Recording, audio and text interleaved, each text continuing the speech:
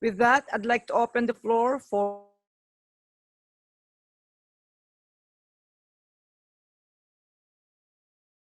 a question. First, for both Dr. Lampai and Dr. Rivera, and later we'll open up for the other speakers as well. So, anyone? I can see any question from the chat box. But I have a question for Dr. Alampay. With the system, current system, the university, are all the other units required or encouraged to undergo their own QA? And what % of the units have undergone QA? If you asked me that question, Professor Raimundo, a few years back, I would be scared to report numbers because the initiative really, and I know many of you probably know, UP Los Baños is one of the staunch supporters. I'm very grateful for that. If you asked me a few years back, in terms of our EADs, for example, because if it's always been voluntary, medyo mababa. But today, I am proud to say that it's 100%. Yung ating internal quality assurance instrument, nagbunga din yung hirap natin at nakita din ng our faculty and staff have actually seen the benefit of going through the EADs. Of course, we put in incentives. That's part of putting when you want an initiative to go to move forward. But really, people are moving into this world of QA. Actually, it's really just systematizing a process that we've always done. It's just that now there are steps that you can follow. It's more, it's a system, Tapos nakikita natin, it's very clear to us what has to be done. But it's a lot of work. And that's something that we are trying to alleviate that work, that hurt of going through the quality assurance process. In time, I think it will be easier for a lot because we've laid the groundwork.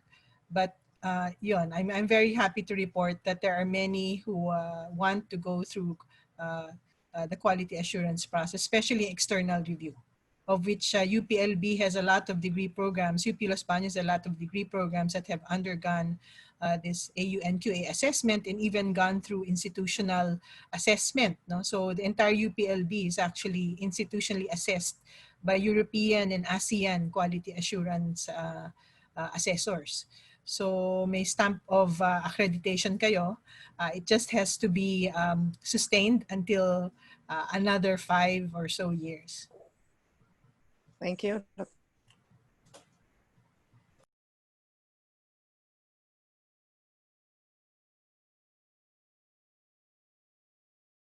In a year, Dr. Rivera, how many manuscripts does PSL publish? Do you have a ballpark figure? I think in 2019, we were able to publish 35 articles. For the whole year? For the whole year, yeah. Okay, thank you. Any other question from the floor? Otherwise, we can go back to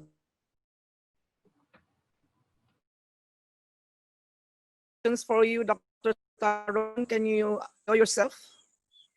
Alice, are you still there? Oh, yeah, I'm here. But I can see that you've been answering them through the chat box too. But you may want to answer some of them, like, can you download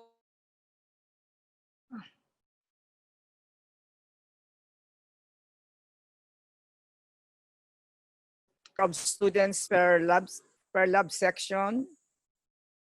And the question for go ahead and answer those, Alice. Yes, so I did answer that the labs from HHMI, Biointeractive, are downloadable.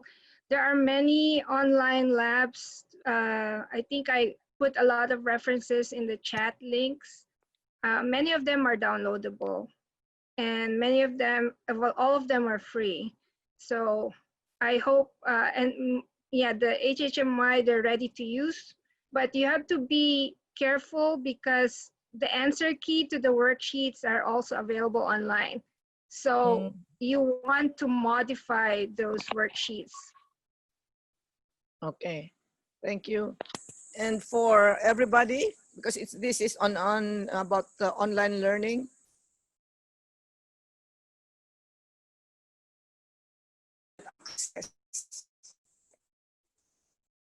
Dr. Flor, Dr. Tarun, Dr. Tan, you can answer.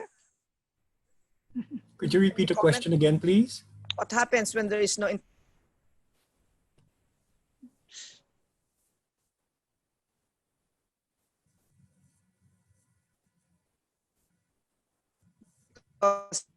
in the process of learning in classes, in the in online classes? I'm afraid I missed it again, the question. Lack of internet access. Oh, okay. Yeah. Perhaps Dr. Brew has something to say.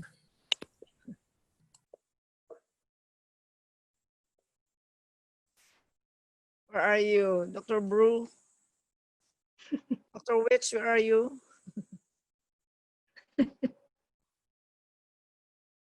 Alice, you gave some answers to that actually in the chat box. Can you? Yes, so Everybody. when we transitioned last spring, we found that many of our students actually don't have any internet access because they live in rural areas. So they basically use their cell phone. So their cell phone could be used as hotspots, and we delivered some of the materials by email, sometimes by snail mail. And Facebook was actually very useful for course delivery. So I hope that, in the Philippines, they could put some hotspots, internet hotspots that the students could use. For instance, here in the United States, we had the universities, we had the libraries be accessible as internet hotspots. You can just log in, and that allowed the students to just go to those places, park, or maybe start doing their work. But if there's no internet, then yeah, you just have to do it by the old-fashioned way. So mail, post-it. So I hope that's not the case. May I say something about this, Ma'am Sion? This is Dr. Flor. Yeah, go ahead. I agree with Alice. During the early years of the Open University, as I said in my presentation, the students were given a choice to go online or to attend face-to-face sessions conducted every month. Actually, the problems of internet access and so on were more prevalent then than it is now. I think you could run a course designed for online delivery, even if the students only have a smartphone and an email account. Almost all of the functionalities found in, let's say, a learning management system like Moodle could be used with these two things. Discussion forums could be done via your chat platform, be it Messenger or Google Hangouts or any other platform. FTI or file transfer, FTPs or file transfers could be done via your email. And text messaging could also be used, calls could also be used. And I'm sure that all of you know that both Moodle and Google Hangouts or Google Classroom could be accessed on the mobile phone. So clearly, what we should bear in mind is that what we want here is flexible learning, not really very strict or standardized online learning with a very sophisticated learning management system. E-learning could be achieved using the very basics, and it's been done before. Thank you, Dr. Flor. I saw a statement here. that if you don't have internet access, then you can use print media. They can print the modules and send them to their students. Dr. Bro, you want to say something? Iris? Yes, ma'am, just to add to what was said, there are also plans to put resources on a USB stick and actually give them to the students. For those who are using the Moodle Learning Management System, the latest mobile app version 3.9 allows you to download. So when you get intermittent Wi-Fi access, and when you have Wi-Fi access, you can now download parts of the course or the entire course on your phone, and then it will work offline. So I suppose you should check out the Moodle app if you have the Moodle LMS in your school. Can you say something also about the course that Sorry, ma'am, you're choppy, so I'm missing parts of your question. what we're offering other faculty members at UP? I saw your statement in chat. Yes, ma'am. So we're doing the second run of the course Redesign 101, which is open to all UP faculty. And what's been done is that this course, though asynchronous, will run after this week, but it's available to all UP faculty because it's been placed on the learning management systems in Diliman, so the OVLE in Diliman, the VLE in UP Manila, and also the VLE of UPLB. So most of the faculty have been enrolled by default. So please try and log in and see if you can get into the course. So a system committee on remote learning developed that course, and it takes you through 6 steps on creating course packs so that you may find it useful po. Salamat.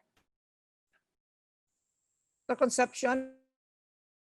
Yes, I've been following the discussions as well.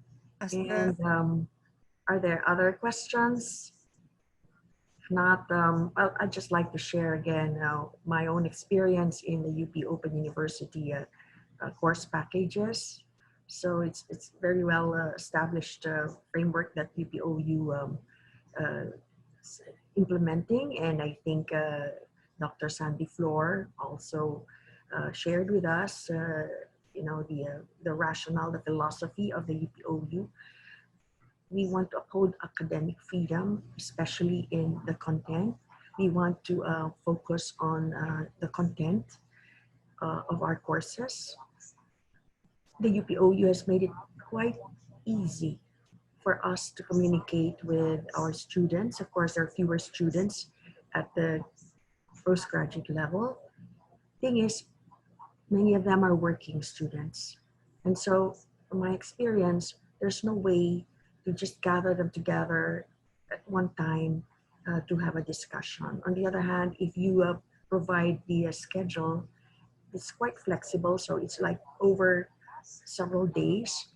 Then you post the guide questions. So this is what we call guide questions. And they're not very specific. They're not fact questions. They're, you know, proposal-based questions, creative questions.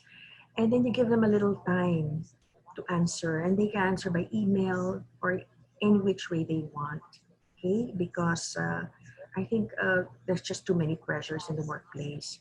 So it worked very well. And my 2 students who were actually teachers, they came up with very creative output, including papers. And one of them just completed her thesis. So she is about to graduate. So I was her advisor for her thesis. So talking about outcomes, I think, you know, UPOU also has this model already, years of experience on how to handle online and blended learning. So I think this has been a very rich session. And if there are no more comments and questions, then There are some more here. there are some more. So please, For Dr. Rivera, how long?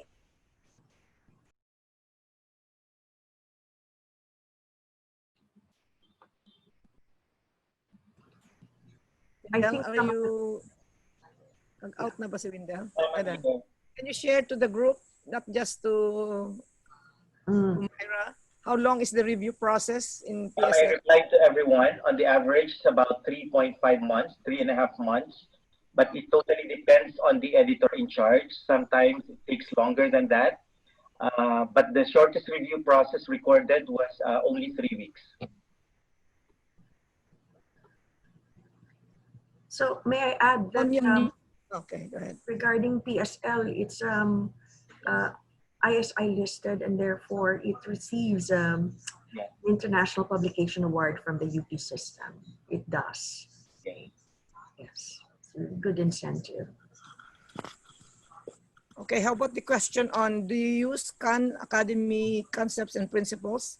That's from you, Giselle. Alice?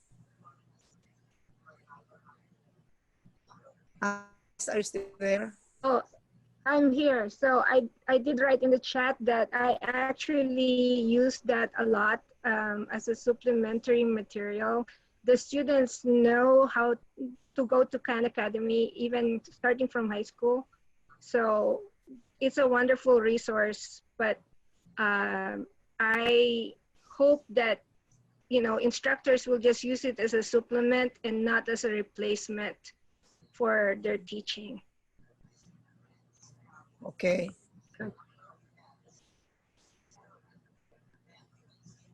And so if there's any question from the floor, I think you can now unmute yourself and say your question. Because I said I saw a statement here that they cannot unmute themselves, but now you can do so. I unmuted all of you. Okay. But I guess there's no more questions, so I turn the floor to Dr. Concepcion. So I think this has been a very, very informative, and I would hope a very fruitful session. And I know the work that has been well contributed by our speakers. So we'd like to thank you first and foremost. And then, wow, if you look at how many participants there are in this session, just in Zoom alone, I think there are over 80. You can imagine those who are watching on YouTube. It's just telling you how important this topic is, and you know how compelling it is for us to try to address it in this time of COVID. So thank you, Dr. Sean Raimundo, for your major contributions in lining up our speakers. So we have speakers at the well, top-down level. So from Dr. Sandy Floor is very philosophical about education and pedagogy. Okay, and then we have Dr. Alisa Alampay, who will talk to us about how to measure the outcomes, the impacts, the outputs to our quality assessment program in the university. And congratulations, Alicia, for your singular efforts in getting this to move forward. I see that Dr. Irene Villaseñor is in the audience, and she also contributed in a major way to the IAADS program of the university. Then, well, we really yearned for guides into how to handle lab courses. And now Alice has pointed to us very rich resources on, you know, MOOCs, massive online courses available to all of us in such difficult subjects to teach online, like biology. And you can imagine how more difficult it is to teach chemistry, okay, online. So maybe Alice, you could help point out online courses that are free in chemistry as well, or even biochemistry. Okay, we also had with us Dr. Wendell Rivera, who's major accomplisher in UP Diliman and then in microbiology in the country. He's now been recognized for his achievements as an academician of the NAST. And Dr. Rivera wholeheartedly accepted the position of co-editor, and actually the main editor now that the other co-editor is in retirement. And oh, he's really invigorated Philippine Science Letters. Thank you very much, Wendell. I think bottom line is, what is one major outcome of our education and research? It would be publications. That would be the very most important first output of any research. It's really peer-reviewed publication. So thank you very much, Wendell, for sharing with us Philippine Science Letters. Finally, our guest speaker is this woman, you know, this heroic woman who just tries to get all this education about our health, about very important diseases or conditions out to the public. And that is Dr. Iris Tan, who is an expert in pedagogy in the New World. So maybe you can call it the New World.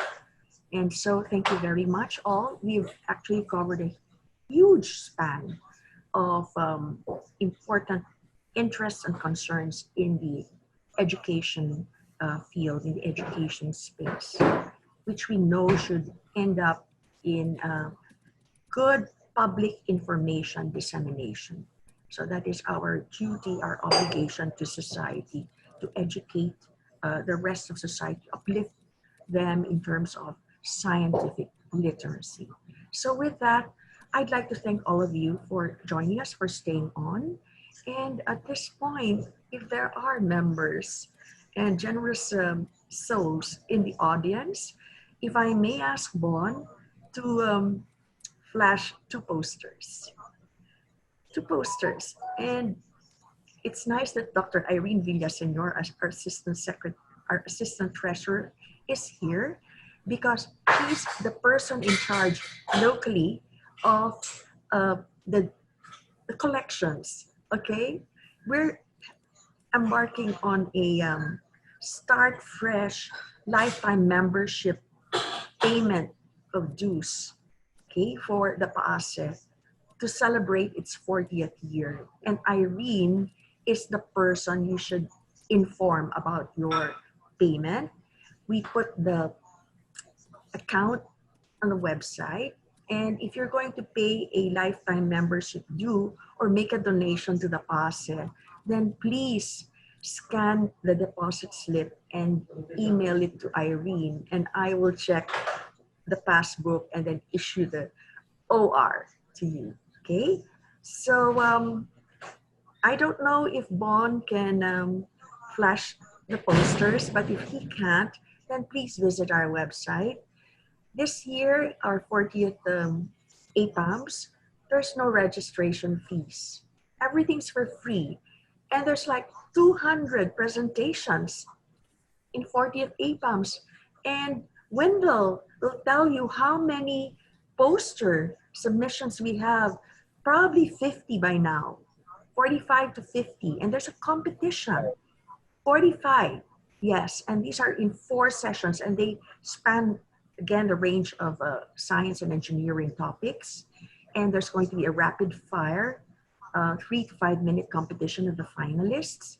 So it's really exciting in PAASE. We have so many activities, and we have 4 group discussions. They're parallel, 2 days, 4 group discussions.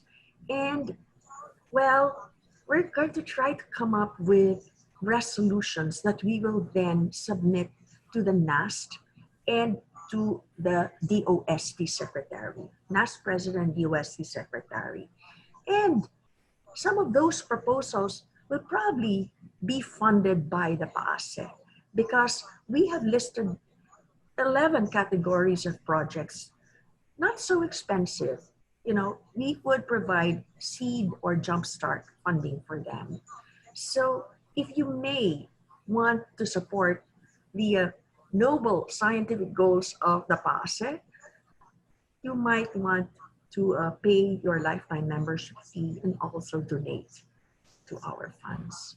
So with that, I'd like to end this session and thank you everyone, my co-host, Professor Emeritus Academician Sean Raimundo, all our distinguished speakers, and our equally distinguished participants. I know many of you are there, and it's so nice to see all of you. Good night, good day, good afternoon. Thank you again, everyone. Thank you so much. Thank you. Thank you. Bye-bye. Bye-bye.